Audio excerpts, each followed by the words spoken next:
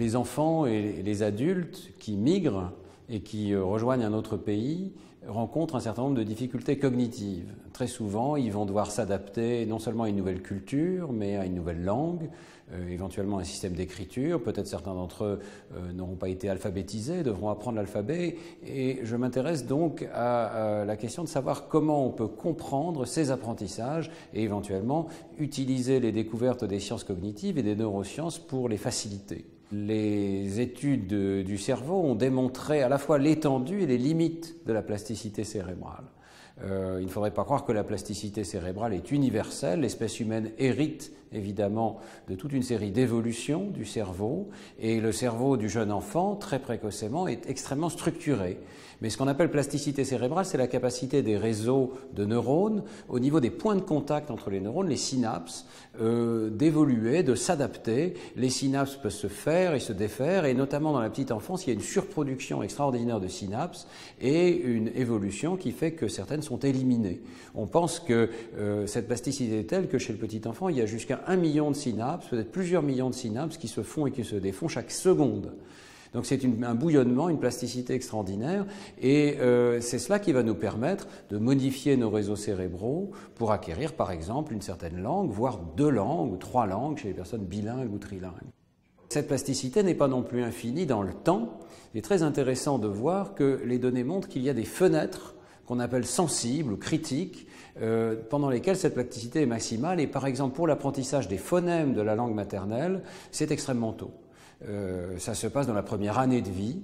Un enfant de 9 mois discrimine tous les phonèmes de toutes les langues du monde. À partir de 12 mois, son éventail se restreint et il ne va plus discriminer que les phonèmes qui sont utilisés dans sa langue. Et c'est ainsi, par exemple, que les Japonais cessent de discriminer le R du L, parce que ce contraste n'est pas utilisé dans leur langue. Alors, pour d'autres aspects du langage, comme la syntaxe, l'évolution est un petit peu plus tardive, même chose pour l'accent étranger, et les courbes montrent que c'est plutôt aux alentours de la puberté que les performances chutent dramatiquement et qu'on devient moins capable d'apprendre une langue étrangère.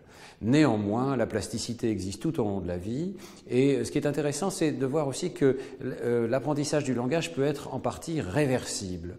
Au laboratoire, avec Christophe Pallier, on a étudié la situation assez particulière d'enfants qui sont déplacés, mais qui sont aussi adoptés dans une famille qui parle une langue complètement différente. C'était des enfants coréens qui étaient adoptés en France, dans des familles qui ne parlent pas le coréen. Ces enfants n'ont plus jamais entendu un mot de coréen. Eh bien, même s'ils sont arrivés à l'âge de 8 ans ou de 9 ans, lorsqu'on les scanne à l'âge adulte, dans leur cerveau, on ne voit plus de traces de la première langue.